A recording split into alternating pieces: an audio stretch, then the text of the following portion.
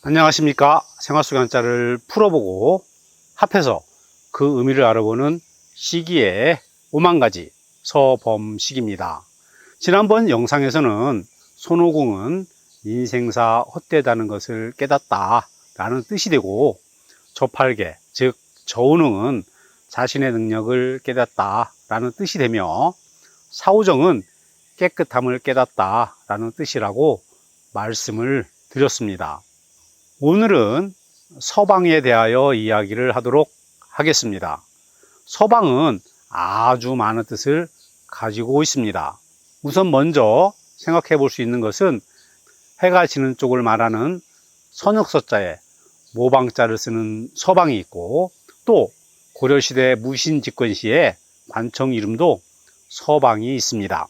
제가 오늘 말씀드리려고 하는 이야기는 여자분들이 결혼을 하면 생기는 서방과, 그리고 백년손님인 사위를 부르는 호칭인 서방에 관하여 이야기를 해볼까 합니다. 먼저 자신의 남편을 호칭하는 서방에 대하여 이야기를 하도록 하겠습니다. 여기에서의 서방은 글서자에 방방자를 씁니다. 먼저 글서자는 글이나 글씨, 글자라는 뜻을 가진 글자입니다. 글서자는 분율자와 가로알자가 결합한 모습을 하고 있습니다. 또 분율자는 손에 붓을 쥐고 있는 모습을 그린 것으로 붓이라는 뜻을 가지고 있습니다. 여기에 말씀을 뜻하는 가로알자가 더해진 글서자는 말을 글로 적는다는 뜻으로 해석이 되는 것입니다. 방방자는 방이나 가옥이라는 뜻을 가진 글자입니다. 방방자는 지게문 호자와 모방자가 결합한 모습을 하고 있습니다. 모방자는 소가 끄는 쟁기를 그린 것으로 네모라는 뜻을 가지고 있습니다. 방방자에 쓰인 모방자는 발음 역할을 하면서도 네모라는 뜻도 함께 전달을 하고 있습니다. 보통의 방은 네모난 구조로 지어지게 됩니다. 그러니 방방자는 한쪽으로 여는 문이 있는 네모난 방이다 라는 의미가 드는 것입니다. 그래서 서방이라고 한다면 시집을 가둔 새색시가 사랑방에서 책만 읽고 방으로 건너오지 않고 있는 신랑을 원망하는 마음이 포함이 되어 있는 것입니다. 사실 새 신랑도 어른들 눈치를 보느라고 새 신부가 있는 신방에 가고 싶어도 가지 못하고 헛글만 잊고 있는데 말입니다. 그래서 서방은 남편을 원망이 섞인 낮추어 부르는 말이 되었고, 남편을 높이거나 남편의 형제들을 호칭할 때에는 서방에 높임말인 님자를 붙여서 서방님이라고 높여 부르게 되는 것입니다. 우리 속담에 홧김에 서방질한다 라는 말이 있습니다.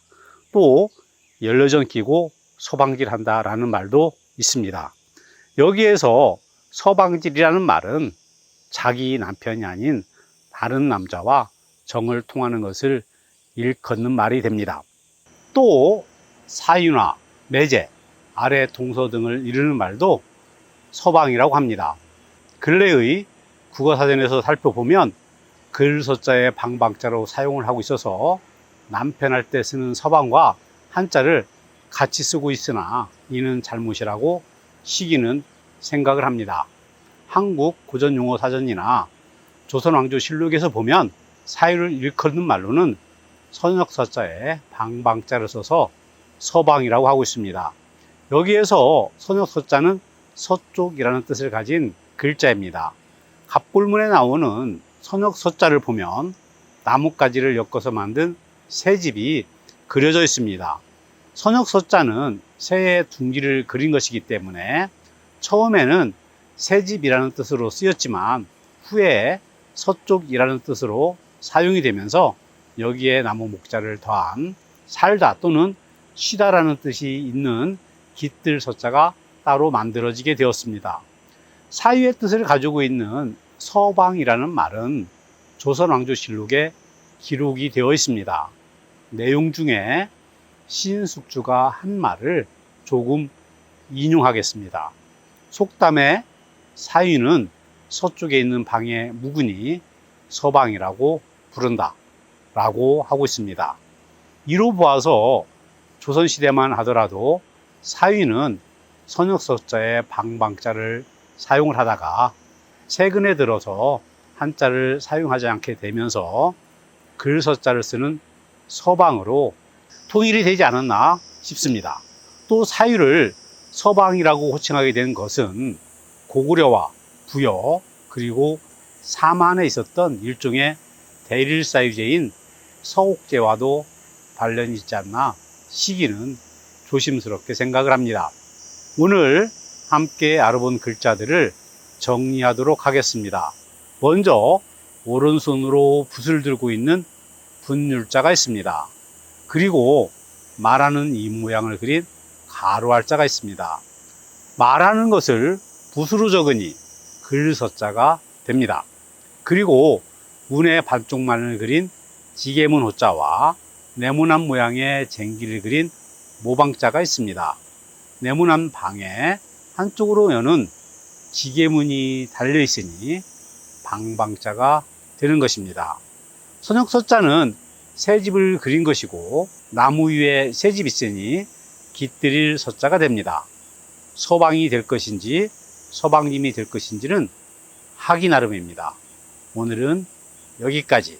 다음 영상은 백부와 숙부에 대하여 이야기를 하도록 하겠습니다. 기대하셔도 좋습니다.